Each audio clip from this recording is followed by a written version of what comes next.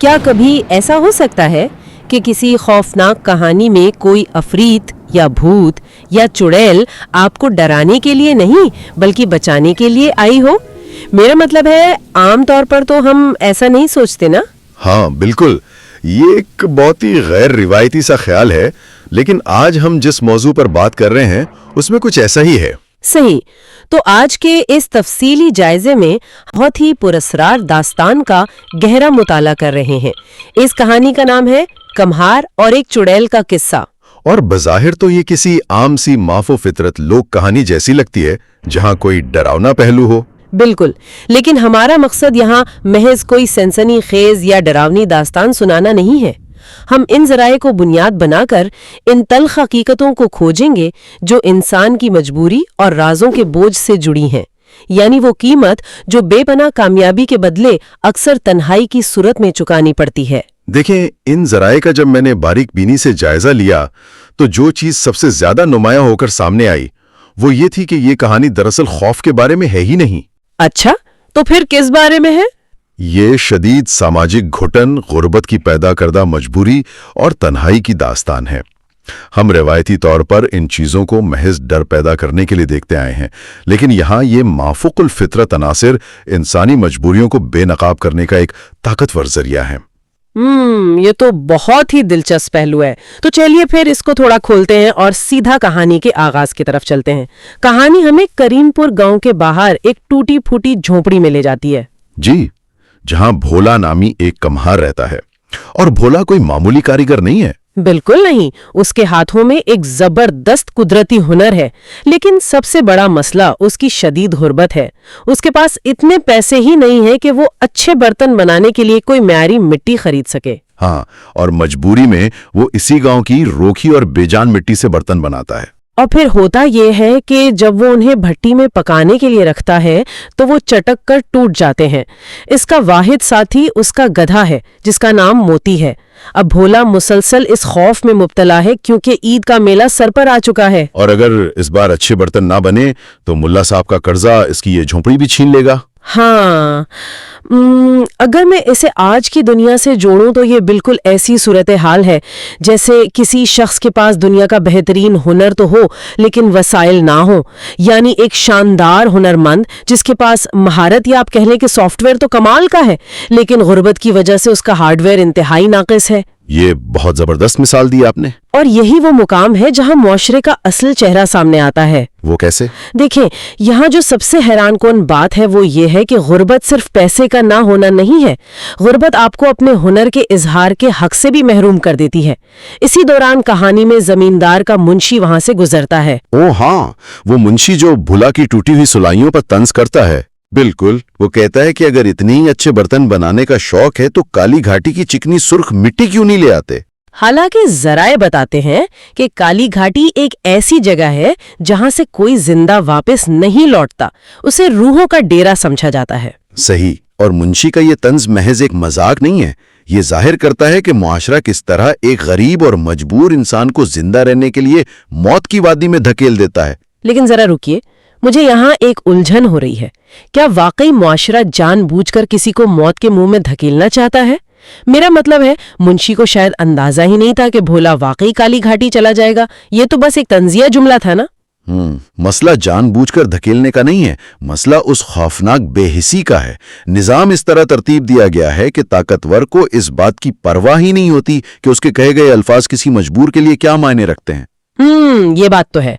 मुंशी के लिए वो एक मजाक था, लेकिन भोला के लिए वो बका का आखिरी रास्ता बन गया। बिल्कुल, जब इंसान भूख, बेघरी और मुसलसल नाकामी के दहाने पर खड़ा हो तो उसके लिए मौत का डर भी सानवी हैसियत इख्तियार कर लेता है। काली घाटी जाने का फैसला कोई बहादुरी नहीं थी। तो फिर क्या था? ये इस बात का सबूत था कि गुर्बत इंसान को किस हद तक मजबूर कर सकती है। वाकई, और इस मजबूरी का अंदाजा इस बात से होता है कि अगली ही सुबह भोला अपने गधे मोती के साथ काली घाटी के सफर पर निकल पड़ता है। जी, लेकिन जब वो उस पुरस्कार वादी के दहाने पर पहुंचते हैं तो मोती आगे बढ़ने से इनकार कर देता है। हाँ, जानवरों में खतरे को भांपने की जो एक कुदरती जिबिलत होती है वो मोती को रोक लेती है, मगर भोला उसे वहीं एक सूखे दरख्त से बांधता है और अकेला नीचे उतर जाता है।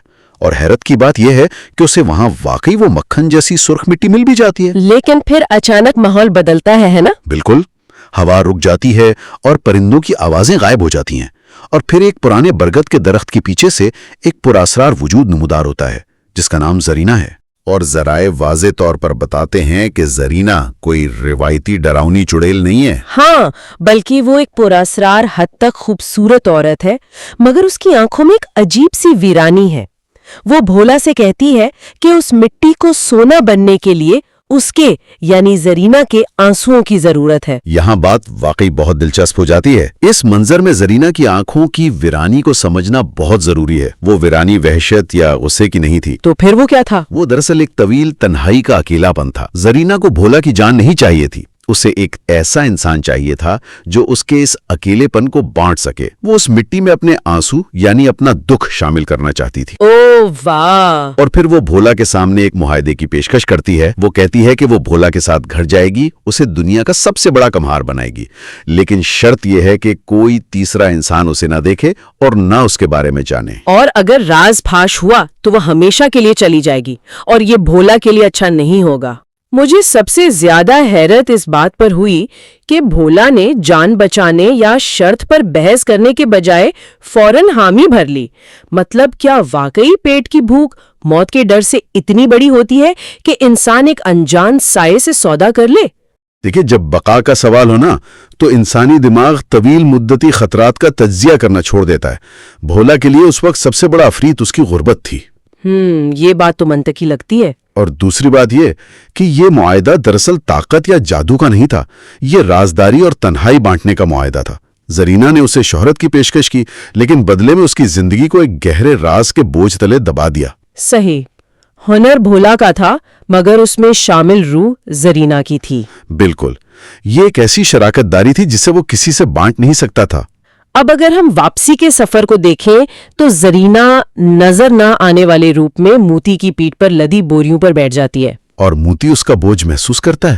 ہاں، رات کو جھوپڑی میں جب بھولا چاک پر بیٹھتا ہے تو زرینہ کے ٹھنڈے مخملی ہاتھ اس کے کھردرے ہاتھوں کے ساتھ مل کر مٹی کو شکل دیتے ہیں، اور ایک حیران کن سراہی تیار ہوتی ہے جس میں تانبے اور سونے جیسی چمک ہوتی ہے۔ اور صبح بھولا بازار کے سب سے بڑے تاجر سیٹھ کریم بخش کے پاس جاتا ہے۔ بالکل، اور سیٹھ سراہی کی چمک اور اس پر ٹھونگنے سے آنے والی مندر کی گھنٹی جیسی ٹن ٹن آواز سن کر دنگ رہ جاتا ہے۔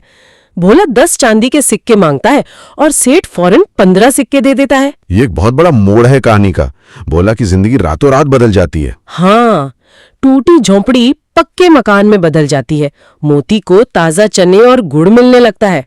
اگر میں اسے آج کے دور سے تشبیہ دوں تو یہ کسی ایسے سٹارٹ اپ کی طرح ہے جسے اچانک کوئی بہت بڑی انویسٹمنٹ مل گئی ہو۔ ہاں، یہ تشبیہ بالکل فٹ بیٹھتی ہے۔ لیکن مسئلہ یہ ہے کہ اسے اپنے انویسٹر کا نام چھپانا ہے، اور اگر موتی کی بات کریں تو بیچارے گدھے کو VIP کھانا تو مل رہا ہے مگر وہ ذہنی دباؤ کا شکار ہے، وہ اب بھی ڈرا رہتا ہے۔ یہ ایک اہم سوال کھڑا کرتا ہے کہ جب انسان کو اچانک بے تحاشا دولت ملتی ہے تو اس کا ذہن کیسے بدلتا ہے؟ آپ کے خیال میں کیسے بدلتا ہے؟ بھولا اب ایک دوہری زندگی جی رہا ہے۔ دن میں وہ ایک امیر اور کامیاب انسان ہے، اور رات کو وہ ایک پراسرار طاقت کا محتاج ہے۔ یہ دوہری زندگی نفسیاتی طور پر بہت تھکا دینے والی ہوتی ہے۔ بالکل، آپ اپنے پھیپڑوں میں ہوا بھرے بیٹھیں لیکن اسے باہر نہیں نکال سکتے، تو اس سب کا نتیجہ کیا نکلتا ہے؟ کیونکہ ذرائع بتاتے ہیں کہ ایک دوپہر کھالا کھاتے ہوئے بھولا غیر ارادی طور پر نظر نہ آنے والی زرینہ کی بات کرتا ہے، اور وہ کہتا ہے کہ سالن میں نمک کم ہے۔ ہاں، مطلب یہ کتنی عجیب بات ہے، اس کے پاس دولت آ گئی، شہرت آ گئی، تو وہ خاموشی سے اسے انجوائے کیوں نہیں کر رہا؟ اتنی بڑی لاپرواہی کیوں؟ کیونکہ انسانی دماغ مسلسل اس پراسراریت کو برداشت نہیں کر سکتا، اسے ایک معمول کی زندگی کی طلب ہوتی ہے۔ بھولا غیر شعوری طور پر اس رشتے کو ایک عام گھریلو روپ دینا چاہتا تھا۔ اور پڑوسی اکبر یہ بات سن لیتا ہے اور پورے گاؤں میں افواہ پھیلا دیتا ہے کہ بھولا پاگل ہو گیا ہے یا اس نے کالا علم سیکھ لیا ہے۔ جی، اور یہاں سے گاؤں والوں کا حسد سامنے آتا ہے، خاص طور پر چودھری ظفر خان کا۔ وہ چودھری جو بھولا کی کامیابی سے جلتا ہے کہ نواب بھی اب اس کے گاہک بن گئے ہیں۔ وہ اماوس کی رات چھپ کر بھولا کے گھر جھانکتا ہے اور دیکھتا ہے کہ چاک خود بخود گھوم رہا ہے، اور اگلی صبح وہ ہجوم لے کر پہنچ جاتا ہے۔ تو اس سب کا مطلب کیا ہے؟ جو گاؤں والے کل تک اس کی تعریفیں کر رہے تھے وہ اچانک اسے ماننے پر کیوں تل گئے؟ کیا واقعی یہ کالے علم کا خوف تھا یا محض حسد؟ ڈر اپنی جگہ ہو سکتا ہے، لیکن اصل محرک حسد ہی تھا۔ معاشرہ ہمیشہ اس کامیابی کو سزا دیتا ہے جسے وہ سمجھنے سے قاصر ہو۔ یعنی وہ انفرادیت کو خطرہ سمجھتے ہیں؟ بالکل، ہجوم کی نفسیات یہی ہوتی ہے کہ وہ طاقتور کے اشارے پر چلتی ہے۔ اور پھر وہ کلائمیکس آتا ہے جب بھولا اپنے پکے مکان اور جان کے ڈر سے گھٹنوں کے بل گر پڑتا ہے اور راز فاش کر دیتا ہے کہ ایک عورت اس کی مدد کرتی ہے۔ اور اسی وقت جلتی مشل بجھ جاتی ہے۔ ایک برفیلی آندھی چلتی ہے اور زرینہ کی آواز آتی ہے جس میں غصہ نہیں بلکہ ٹوٹے ہوئے دل کی کھنک ہوتی ہے۔ وہ کہتی ہے، کیا مٹی کا یہ گھر مجھ سے زیادہ قیمتی تھا بھولا؟ یہ بہت ہی جذباتی لمحہ ہے۔ بہت زیادہ۔ بھولا روتے ہوئے معافی مانگتا ہے۔ زرینہ کہتی ہے کہ انسان کی فطرت ڈرنا ہے اور ان کی دنیائیں ایک نہیں ہو سکتی، لیکن پھر وہ جو کرتی ہے وہ حیران کن ہے۔ عموماً ایسی کہانیوں میں روح سب کچھ چھین لیتی ہے یا پھر کوئی خوفناک بددعا دے دیتی ہے۔ ہاں، لیکن یہاں زرینہ اسے معاف بھی کرتی ہے اور جاتے جاتے اپنا ہنر ہمیشہ کے لیے اس کے ہاتھوں میں منتقل کر دیتی ہے۔ یہ کتنی تکلیف دہ بات ہے کہ اس نے اسے وہ سب دے دیا جو اسے چاہیے تھا، مگر وہ چھین لیا جس کی اسے عادت ہو چکی تھی۔ یہی اس کہانی کا سب سے طاقتور پہلو ہے۔ زرینہ کی اصل سزا غربت نہیں بلکہ ابدی پچھتاوا ہے۔ ابدی پچھتاوا؟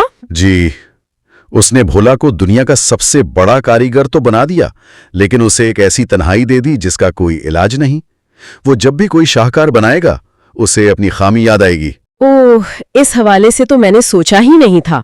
اس جائزے کو سمیٹتے ہوئے ذرائع یہ بھی بتاتے ہیں کہ سالوں بعد بھولا اب بوڑھا اور ملک کا سب سے امیر کاریگر ہے۔ اس کے پاس حویلی اور نوکر سب کچھ ہے۔